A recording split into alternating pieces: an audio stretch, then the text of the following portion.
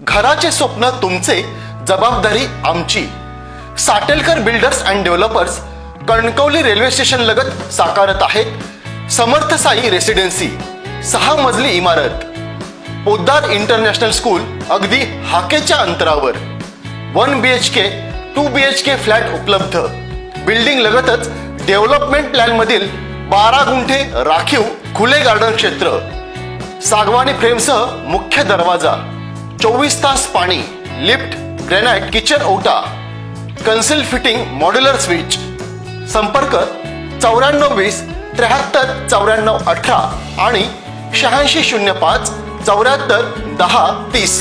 कणकवली पंचायत समितीची पहिली मासिक सभा आज सभापती हर्षदा वाळके यांच्या अध्यक्षतेखाली आणि उपसभापती राजेश सावंत तसेच गट विकास अधिकारी अरुण चव्हाण यांच्या प्रमुख उपस्थितीत परमपूज्य भालचंद्र महाराज सभागृहात संपन्न झाली. सभागृहात तालुक्यातील आंबा आणि काजू उत्पादक शेतकऱ्यांचे हवामानामुळे अगणित नुकसान झाल्याचे पंचायत समिती सदस्य राजेश जाधव यांनी सांगितले आणि त्यावर कृषी खात्याकडून यापुढे नुकसान होऊ नये यासाठी उपाययोजना करण्याची मागणी केली. तसेच बोगस खतांचाही प्रश्न उपस्थित करून कारवाईची मागणी केली. आणि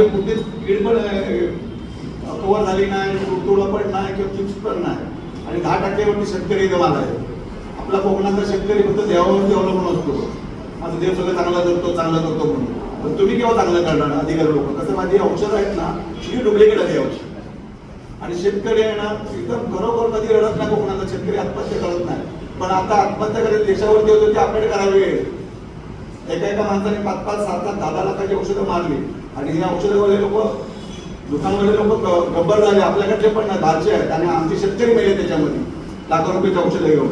आणि त्याच्यासाठी तुम्ही काय प्रयत्न करा ना, त्याच्यावरती कंट्रोल करा. पंचायत समिती सदस्य राजेश जाधव यांच्या मागणीवर तालुका कृषी अधिकाऱ्यांनी लाल फितीतले उत्तर दिले. 24-25 परिस्थिती अशी होती की आपल्या जिल्ह्यामध्ये जे गुणवत्ता नियंत्रणचे इन्स्पेक्टर होते, खतं बियाणं आणि कीटकनाशकांची तपासणी करणे, त्याची संख्या 25 होती. तालुका पातळीवर जिल्हा पातळीवरती 25 निरीक्षक कार्यालय ॲज पोस्ट प्रमाणे प्रत्येकाच्या आपल्याकडे पोस्ट प्रमाणे. मागच्या वर्षी अशा शासनाने निर्णय बदलला. उदाहरणार्थ कणकवली तालुक्यात सांगायचं म्हटलं तर मागच्या वर्षीपर्यंत 4 इन्स्पेक्टर होते कणकवली तालुक्यासाठी. आणि आपलं सॅम्पलिंग व्यवस्थित करायचं, लॅबला पाठवायचे, जर गेल्यानंतर केस टाकायचं काम आपलं चालू करायचं. मी स्वतः जिल्हा स्तरावरती काम केलेलं आहे. माझ्या स्वतःच्या 12 केसेस चालू, 3 कीटकनाशकाच्या आणि 9 खताच्या. आता ही इन्स्पेक्टरची संख्या अचानक आता तालुका पातळीवरती कणकवलीसाठी एकच इन्स्पेक्टर ठेवलेला.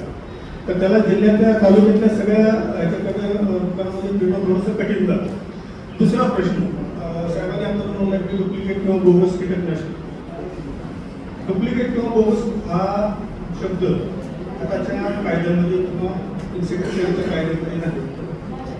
त्याला शब्द आहे की मिसब्रँडेड फर्टिलायझर आणि मिसब्रँडेड इन्सेक्टिसाइड असा शब्द आहे. कायदा ह्या खतावर वगैरे औषधांवरती कायदेशीर कारवाई करायला फक्त 2च परिस्थितीमध्ये आपल्याला अलाउड आहे.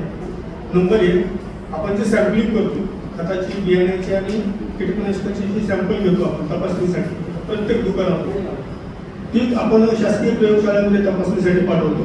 तिथे त्याची तपासणी होते आणि तिथं जर फेल आलं, कंटेंट फेल म्हणजे त्यामध्ये जे असायला पाहिजे ते जर कमी प्रमाणात सापडलं किंवा अजिबात सापडलं नाही तर त्याच्यावरती डायरेक्ट आपण केस दाखल करतो. हा पहिला पर्याय मिसब्रँडेड.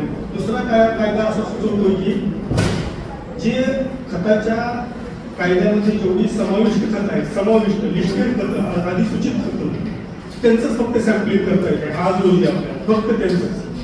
त्याच्या व्यतिरिक्त आपण बाजारात जेवढी खतं सापडत आहेत कायद्यात सोडून त्याचं सॅम्पल जर आपण लॅबमध्ये पाठवलं तर ती लॅब ॲक्सेप्ट करत नाही, कारण त्याच्या टेस्टिंग प्रोसिजर लॅबकडे उपलब्ध नाही. कीटकनाशकाच्या बाबतीत तीच परिस्थिती आहे.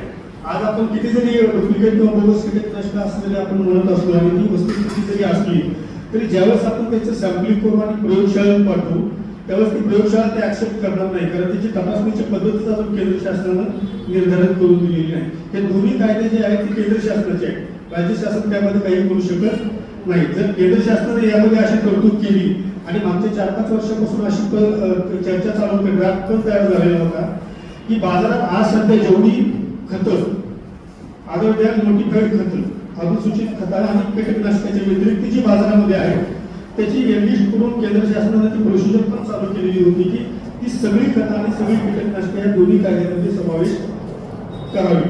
ज्यावेळेस ती ह्या दोन्ही कायद्यांमध्ये त्याचा समावेश होईल त्यावेळेस त्याचं व्यवस्थित सॅम्पलिंग होईल आणि त्याचं लॅबमध्ये टेस्टिंगची प्रोसिजर पण त्याची तयार होईल आणि मग त्याचे रिझल्ट पास किंवा फेल आल्याप्रमाणे आपण कोर्टामध्ये केस दाखल करू शकतो. पण आपण सांगितलं त्या कराड भागामध्ये आपला कराड भागामध्ये जे इन्स्पेक्टर आहेत आपल्या तालुका स्तरावरचे क्वालिटी कंट्रोल इन्स्पेक्टर, मी त्यांना कराड भागामध्ये सगळ्या लोकांचं चेकिंग करावं त्यांना स्ट्रिक्ट सूचना देतो. ताज्या अपडेट्स आणि ताज्या बातम्यांसाठी आजच सबस्क्राईब करा आपला Sindhudurg digital news channel. Like करा, शेअर करा, कमेंट करा आणि महत्त्वाचं म्हणजे बेल आयकॉनला क्लिक करायला विसरू नका.